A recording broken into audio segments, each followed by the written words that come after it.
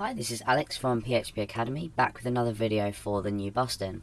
Now in this video we're going to look at a more reliable way at getting a user's IP address.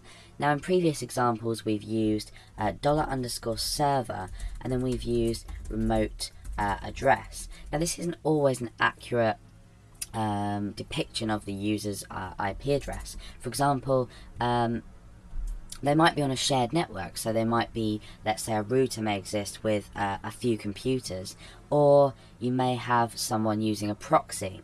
So what we're going to do in here is we're going to be creating a way to grab the user's IP address based on checking each three elements. The first element we're going to check is the actual IP address. Let's say I was on a shared network. I don't want the IP address to start with 192. I want it to be the actual IP address. What we're then going to do is check if the user is using a proxy, and then what we're going to do is check if the user we're going to do a final result and say, well, if not, we'll use this remote address here. So let's have a look at what we need to set variable wise in order to perform our check. So we need some kind of values, and we're always going to be using this server preset set of environmental variables, but we're going to be doing things slightly differently. So the first one is going to be the HTTP client IP, and what this is this is checking the actual internet IP address rather than the individual computer. Like I said, if you were sat at a group of computers all connected to the same like router or hub, you'd be getting a sort of like a 192 dot something address perhaps. So HTTP client IP, we need the $_server, and in here we just do HTTP client IP. So that's the first one ticked off the list. The second one is HTTPX forwarded for. So it's HTTPX forwarded for. And this is when we are checking if the user is using a proxy. So let's put HTTPX forwarded for.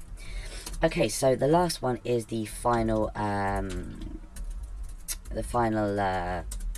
decision, if you like. I mean, this is going to be the last option.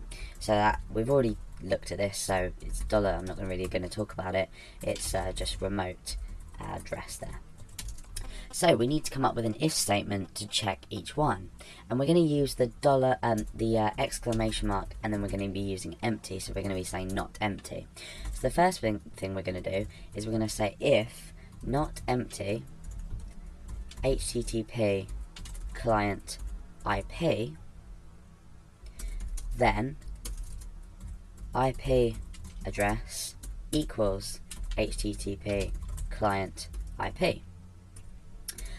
Else if, so we're creating an if-else statement here, or else statement, and we're going to say else if HTTPX forwarded for, and we can say not empty, and we're going to enclose that in brackets as well. Then the IP address equals HTTPX forwarded for.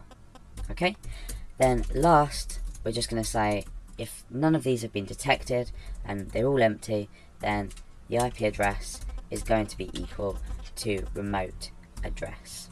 Okay, so that's a lot better way of looking at it. So because I'm running on a just my computer with my local server, I'm not going to be able to test this very well because these two are definitely going to be empty. I already know that they're going to be empty. So at the end of this we can echo out the IP address. You can even put this into a function if you've already looked at functions, and you could supply this data through the function and then return a value at the end of it. But for now, I'm just demonstrating with an if-else statement. So we're going to echo the IP address at the end of that. Up here we haven't defined IP address because I'm just going to leave it until it is set. So we're going to echo IP address. Let's just refresh the page, and you can see, oh no, nothing's happened. So let's have a look. Okay, yeah, so I've missed off a D on there. Okay, so now let's refresh and we can see that we'll be given the value 127.0.0.1. However, you are feel free to test this on your own thing, upload it to a web server, connect to the internet, test it wherever you can, just to check that everything's working. So this is a lot better way to grab a user's IP address, just by checking 3 different possibilities before we come to the conclusion that this is the address. This isn't entirely foolproof, but it is a lot better way. So if you are thinking about storing a user's IP address, try to use this. And like I said before, if you put it in a function, it's going to be a lot better and easier to use. And you can reuse that code over and over again.